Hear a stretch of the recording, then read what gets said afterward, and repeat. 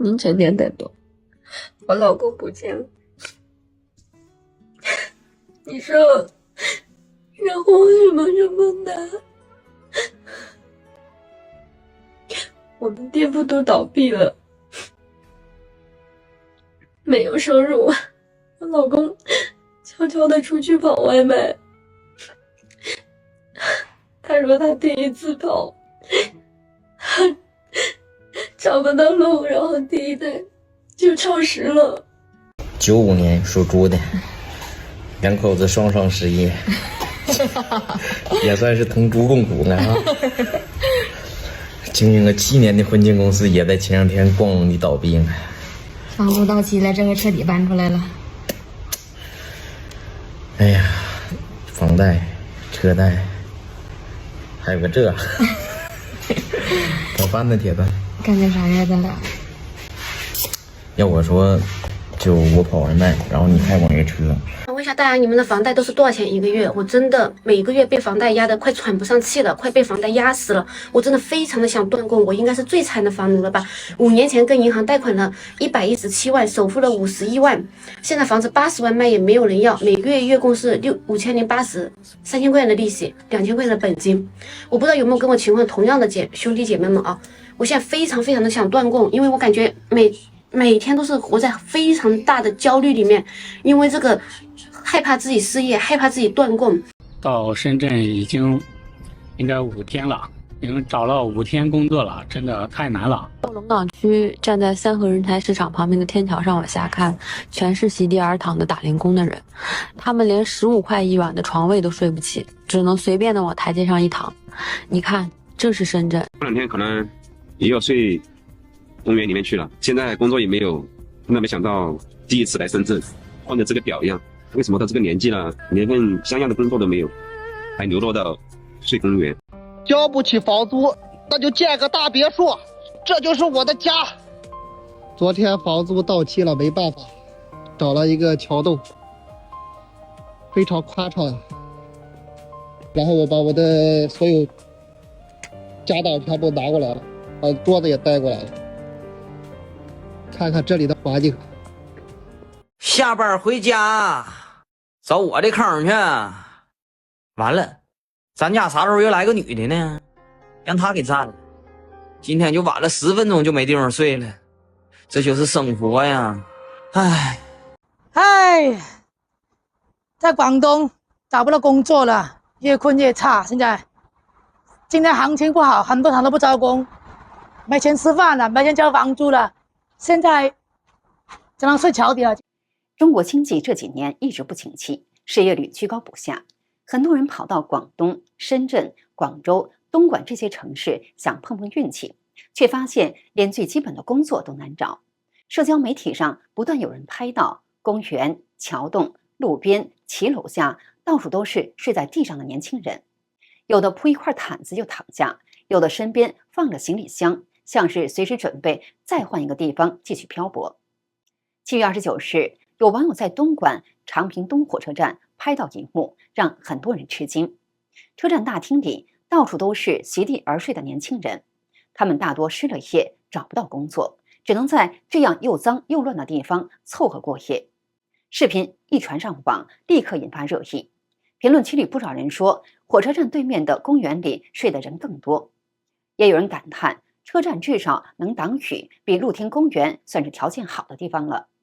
一位做二手手機回收的女博主也分享了自己的經歷。她接到一個訂單，地點竟然在橋洞下，覺得奇怪，結果到了才發現一個年輕男子正站在橋洞裡等她。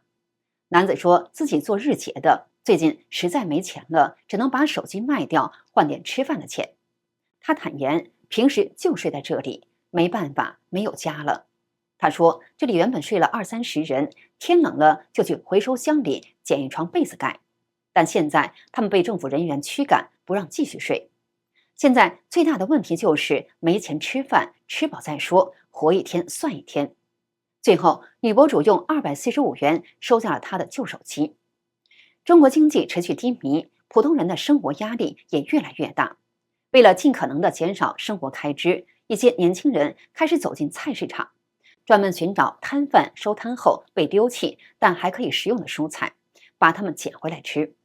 下面呢，為您推薦一款源自北歐高品質的保健品。根據世界衛生組織的數據，人類的平均壽命呢雖然持續延長，但健康壽命卻沒有同步增加。因此，近年來，健康長壽已成為全球科技、生物醫學和富豪們競相投入和關注的新方向。人們追求的呢，不只是活得更久，而是健康的活得更久。想象一下這兩个场景：75歲的你面對着慢性疾病，坐着輪椅或臥床，失能、疼痛，需要長期依賴家人的照顧；另一個呢是75歲的充滿活力的你，自由旅行、散步、閱讀，陪伴家人，享受美食。健康長壽並非遙不可及，它來自每天的累積、均衡飲食、規律運動、充足的睡眠、管理壓力，以及補充身體所需的關鍵營養。我呀，為您推薦一款92.5%的高濃度 NNP 魚油。這款魚油呢，採用的是北歐挪威的 Apax 無污染深海沙丁魚，以製藥級的精準度研發，最純淨的天然 TGN 形式製成，極易為人體吸收。NNP 魚油與市場上魚油最大不同就在於其高濃度，一般魚油只有20%至40%的歐伽米3含量，而 NNP 魚油呢，則含有92.5%，並且呀，諾貝爾醫學獎得主臨床研究結論，高濃度魚油支持端粒健康、抗衰老。40多年來呢，歷經全球數百項獨立臨床研究，獲得美加歐所有主要認證，為您的心血管、腦部健康保駕護航。NNP 越橘精華呢，呵護你的眼部健康。老化呢是自然的，但健康的變老是一種選擇。兩種產品呢協同作用，超強抗炎抗氧化，提升免疫力。現在呢買6贈1優惠，不要錯過。購買鏈接呢我放在描述欄了，快來選購吧。跟着抖音去撿菜了，下午5點半去菜市場了，跟着大部隊一起撿，人也太多了吧？可以撿的菜也很多，就是去的有點晚，好多車都已經走了。只有剛到的這一堆辣椒，這是今天的戰果，一會兒做個辣椒炒肉。80後寶媽市場撿菜，看都能撿點啥，走。剛下完雨發現相機也變清晰了，好新鮮的蘑菇。市場上的小攤販依然是西紅柿居多，下完雨這西紅柿爛的還真不少。發現土豆，看看怎麼樣？哎呀，爛了。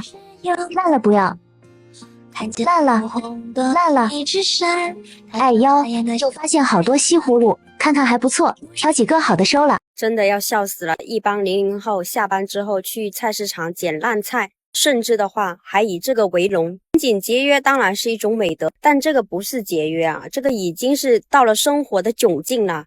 現在培養一個孩子出來是不是要100萬？完了之後出來沒工作啊，還要去撿剩菜。想想都心寒吶，到底是哪個環節出了問題？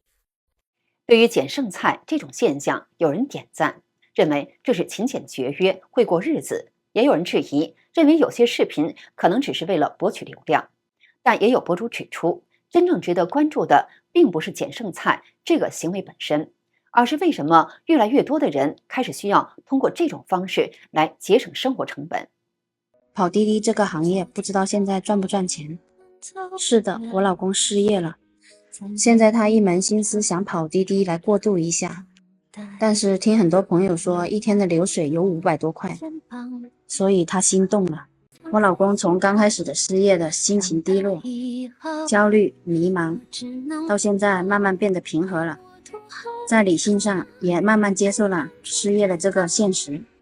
人到中年，上有老下有小，中間還有房貸的壓力。上海985碩士和211學士同一家國企，雙雙失業的大型真人連續劇。我老公合同到期不續約了，最後一天上班，我把他接回家，一早跟他去公司，上午他辦理最後幾道離職手續，收拾工位上的個人物品，我在隔壁商場等他。回想4個月前的今天，離職的是我，這些流程歷歷在目，如此熟悉，我如此平靜地接受眼前發生的一切。時間輕輕打了個回旋，同樣的場景換了主角，我忽然覺得自己今天不只是來接他，也像是在接住那段恍如昨日的自己。家人們，我是03年的，我想問一下，就我一个人找不到工作吗？還是說大家其他00後都找不到工作？我最近特別迷茫，再加上暑假，那個暑假工作特別多，沒腦子。我能想到的就是送外賣、幹代駕、跑滴滴、當服務員、當保安，真的是找不到一點工作。大學生太多了，現在。東北人在三亞幹房產中介，我感覺7月份迎來的真正的淡季。我從60月20號開始，我到現在我都沒開單了，我還沒有底薪，我感覺我這個月要吃土了。我已經15天沒有開單了，咋整啊？三亞我感覺就是迎來了空城。我前2天我帶看那一山湖的時候啊，一棟樓有10戶亮燈的，我都說多了，就跟空城似的，沒啥人呢。好消息，不用租房了。壞消息，因為工作沒了，上班第1天就被辭了，跟做夢一樣。工作內容是讓主播自己看 PPT， 寫產品賣點，然後講解了一遍就叫主播改。下班的時候說我寫的不合格，明天不用來了。承認我確實不太會寫，動作是慢了點，我也沒有過相關工作經驗。既然要求那麼高，直接招有經驗的得了唄，幹嘛還招我們這些沒經驗的，浪費大家時間。朋友們，跟你們說一個可能有點大逆不道的真心話，我腦子經常忍不住幻想，如果明天突然被通知不用來上班了，我到底會幹嘛？我不是在鼓勵大家期待失業啊，畢竟大部分人還是有生存壓力的，被動失業絕對是個大坎。我們很多人都擔心失業，但博主認為，真正走到那一步的時候，你可能會發現，失業其實沒有你想象的那麼可怕。那麼，我們應該如何面對失業呢？博主給出3點建議。第一，你要明白，就算失去一份穩定的工作，想辦法維持生活的途徑其實還有很多，並不意味着就走投無路了。博主說，他有一個朋友曾經在大廠工作了5年，被裁員的那一天，感覺天都塌了。可是後來，這個朋友回到老家，開了一家寵物美容店，沒想到現在他每天在朋友圈曬訂單，生意做得還不錯，收入甚至比以前上班的時候還高。每天上班不再是朝九晚九，生活反而輕鬆了不少。第二，失業之後可以去找一項自己真正感興趣的技能，然後認真研究學習，把它慢慢變成自己的謀生手段。很多人上班的時候每天忙得不可開交，白天沒有時間，晚上下班以後又累得只想休息，根本沒有精力去學習自己真正感興趣的東西。結果一忙就是幾年，很多原本喜歡的事情也就這樣被耽擱了。他的表妹以前就是做財務的，每天忙得不得了。後來被裁員以後，博主知道他一直很喜歡剪輯視頻，就鼓勵他報班學習。沒想到學會以後，他開始專門接短視頻博主的後期製作，現在訂單一個接一個，忙得有些應接不暇。所以有的時候失業雖然讓人措手不及，卻也給了你一個重新認識自己、重新選擇方向的機會。第三，千萬不要把失業當成一種失敗。很多人失業以後，第一個反應就是懷疑自己，是不是我能力不夠？是不是我不夠優秀？是不是已經被社會淘汰了？但博主認為，這其實是一種誤區。失業並不能證明你沒有能力，更不能代表你的人生失敗了。一個人的價值也不應該只用一份工作、一個職位或者一張工資單來衡量。他覺得失業更像是人生暫時按下了暫停鍵，暫停並不意味着結束，而是讓你有機會停下來，重新看看自己到底想要什麼，也重新思考接下來該走哪條路。現在東莞這邊正式工的一個工資行情，中型廠、小一點的廠，加班少的可能也就3、4千，3000多這樣子；大一點的廠可能也就4、5千，很少會有廠超過6000的。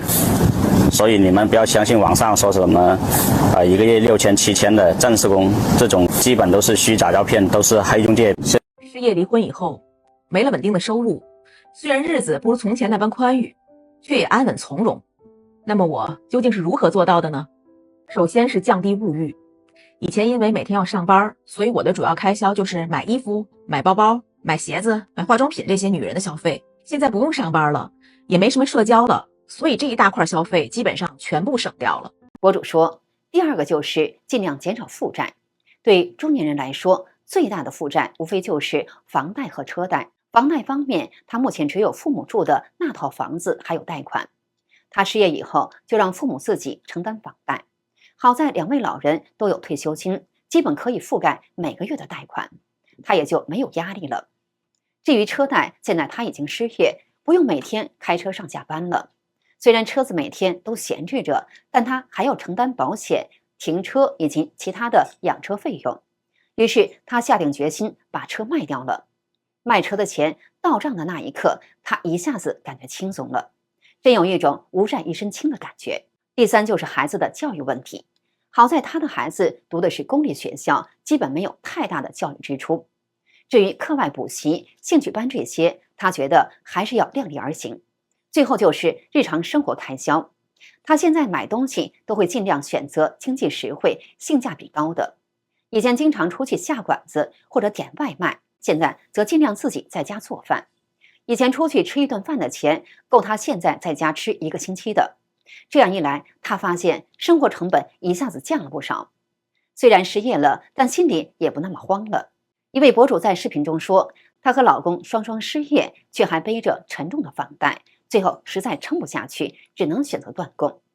他們是在2019年買的房子，當時2個人剛剛大學畢業，手裡沒什麼錢，買房的首付款主要靠雙方父母資助。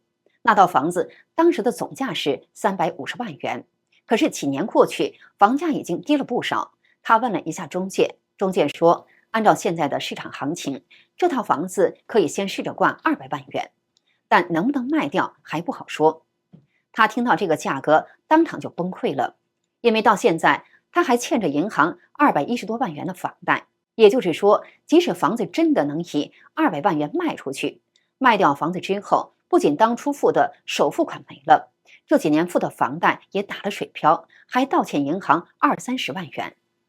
更雪上加霜的是，夫妻2個人如今又都被裁員了，收入來源基本斷了，每個月還要照常付房貸。2個人反覆考慮之後，最終只能做出一個無奈的決定，那就是斷供。他們當初買房的時候，怎麼也沒有想到自己辛辛苦苦工作這麼多年，原本以為終於擁有了一套屬於自己的房子，最後卻落得這樣的結果。折騰了這麼多年，到頭來不但沒有守住這套房子，反而白白當了這麼多年的房奴。好的，今天就跟大家聊到這裡，請記得點讚、訂閱、留言，並且分享給您的朋友。感謝您的支持，我們下期節目再見。